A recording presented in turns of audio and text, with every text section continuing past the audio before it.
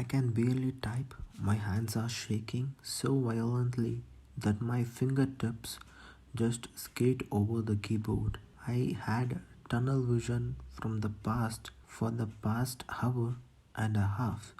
The voices of police bounced all around my skull. I did my best to answer them.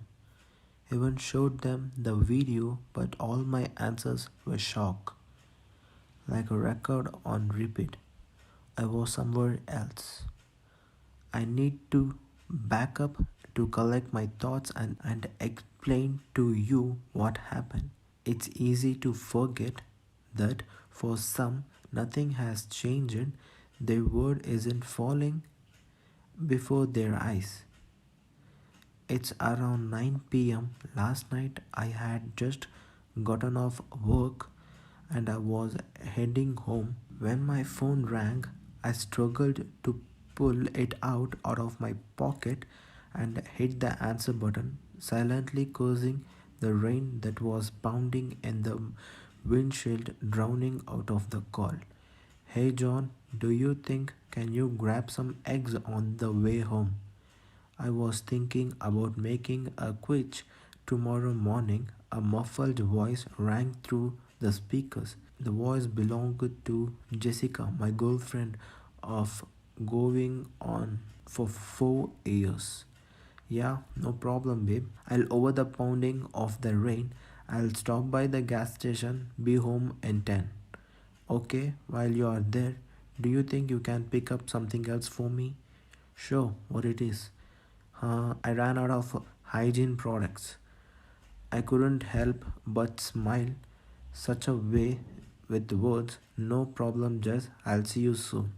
You're the best. I love you. I love it you.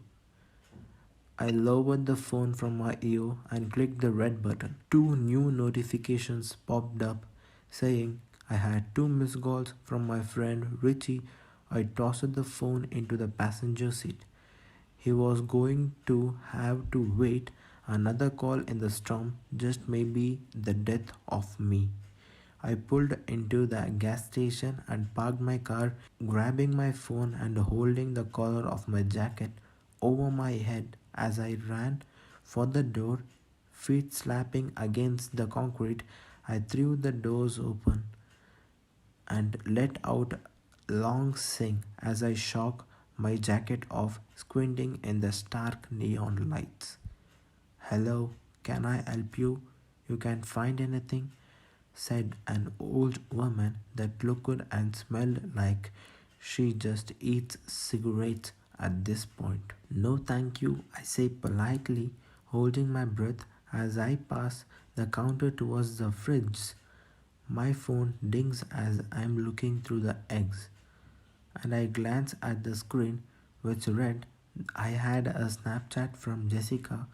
I unlocked it and opened the app. Clicking on the red square, a picture of Jessica in a bra popped up with the caption, a reward for being such an amazing boyfriend. I smile as the timer runs out and the picture disappears. I notice the purple icon in the bottom right and click on it. Three new stories posted. I shrug and click on the first one. It was a guy from high school, someone I hadn't talked to since then, with an hour long story to him at the club, zooming in on various women and cackling manically. Anything to show off your social life? Creep, I mutter to myself and click on the next one. This belonged to a girl at my work, which featured pictures of glasses of wine and her cat, posed almost too perfectly to be candid. The timer runs out and shows me one story left, posted by Richie 5 minutes ago. The little preview was almost completely black except for one area that looked like if it were being lit by a flashlight. I clicked on it, his name and the video opened. My suspicions were confirmed when a nearly dark screen played. followed by a click of flashlight. Illuminating the hallway, I recognized the hall as one of outside Richie's bedroom. I could barely make out the photos hung neatly on the wall. There was no talking, only the soft thuds of boots on the carpeted floor. The circle of light paced back and forth between the walls, almost as if it were dancing. The video ended, the next one began. Now, inside Richie's bedroom, the light hovered over Richie's bed, empty with sheets thrown over. The light moved to the other side of the room and paused on his nightstand, where picture of Richie and his girlfriend sat. The harsh light from the phone glaring against the glass. I remember that day I was one who took the picture. This time there were two sounds. Whoever was taking the video was humming softly to what sounded like the song from Twisted Nerve. The other was almost inaudible, but with the volume all the turned up, sounded like heavy breathing and whimpering. The time ran out and played the next video, which began with light darting quickly to the closet across his bed, the humming pausing for a moment before starting up again twice as loud. The closet became brighter and brighter as the light moved closer, pausing for a second as the man finished humming the high notes, whimpering clearly audible now. Before throwing open the door, my stomach dropped as I stared at the small screen which displayed a battered sobbing Richie huddled in the corner of the closet. Please, just leave me alone. He shuddered but was cut off as a gloved hand came into view, the light shining brightly off the polished leather. The hand was holding a gun. No plea. Bang! Richie's head rocked backwards, and as his brain exploded onto the back wall, eyes rolling into the back of his head, the blood pouring out of his nose like a crimson waterfall. I screamed and jumped so violently that my phone fell out of my hands, clattering my face down onto the floor. I gasped for all air and clung to the shelf for support, grudging and coughing, playing from the speakers of my phone. Before a second gunshot rang out and the video ended. The hair seemed to stand as the only sounds in the gas station were hums of the refrigerators and my heavy breathing. I could feel the color drain from my face, my fingers turning ice cold. "Sir, are you okay?" the old lady asked with concerned look. I jumped at the sound of her voice and looked up at her. Her concern turned to fear as she saw my expression. "Call the police," I mumbled, unable to recognize my own voice. "Is everything okay? What happened?" "Please just—" I started before collapsing to the floor. I heard the woman gasp and began dialing the phone. I propelled myself up against the shelf and stared blankly at the eggs in front of me, thinking of everything and of nothing at the same time. It had to be some sort of sick joke, right? I glanced over at my phone, willing myself to pick it up to see another call from Richie with a was smile telling me that he couldn't believe I fell for it. I raised a shaking hand and grasped the cold metal object before lifting it, turning the screen towards me. The screen timer had expired, and I faced with a black mirror staring at the stranger in the reflection. Man, he looks shitty, and I would hate to be that guy. I thought to myself before pressing the home button. Snapchat immediately opened back up, proudly displaying another entry to the Richie's final story posted 30 seconds ago. My finger was shaking so violently that I missed the button several times before finally tapping it. This was a picture, a close up of Richie's face, all the life and drained out of his eyes, and wall carpet surrounding his head was nothing but red. Positioned just above the bullet hole was a textbook. First person to view the story is next.